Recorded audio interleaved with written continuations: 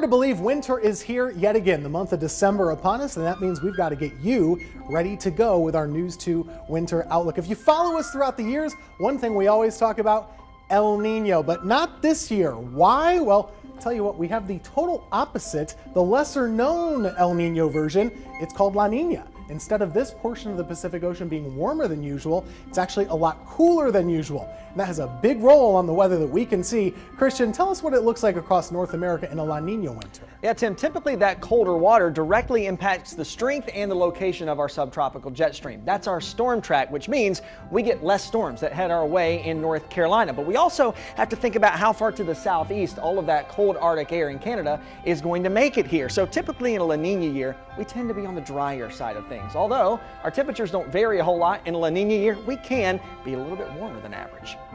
All right, let's talk temperatures. In the winters that have similar La Niñas to the one that we are expecting this winter, our average temperature is right around 39.9 degrees, so just over a half a degree below average for what we usually would see with that type of La Niña. So essentially near normal temperatures are what we're going to expect again this winter. Now we could have a few Arctic outbreaks, but we're not expecting as many as we would get in a normal year.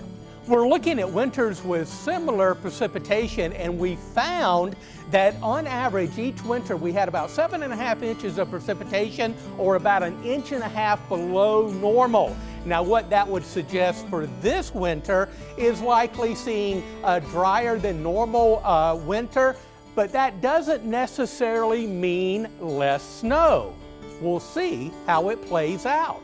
Well, as Ed mentioned, snow, well, that can be a little different than precipitation. Let's start with the normals. Typically in a given winter, we average around 8 or so inches. That's using history as a guide. Well, when we just showed you those similar winters to what we expect this year with the La Niña setup, the average is not that far off. It just shows 7.2 inches, which is practically on par with usual. So what's interesting is you can even have a milder winter, you could have a drier winter, but that doesn't necessarily mean less snow than average. Here's what I'm expecting. We'll have around average snowfall or just a little bit less. That might all come from just a couple of events. All right, here it is. This is our News 2 winter forecast. We're expecting precipitation, rain and snow to likely be a little bit below average, drier than usual. Temperatures likely to be near average or maybe slightly above. Snowfall events, well, they're probably going to be near average or just below. And same goes for ice events for this winter. That's the winter we expect here in the Triad. But what kind of winter do you want? Well, I'm a big warm weather fan, so I don't really want much snow, but maybe just 1 inch, that's enough for me. A lot, like multiple feet, but I'll be happy with a foot.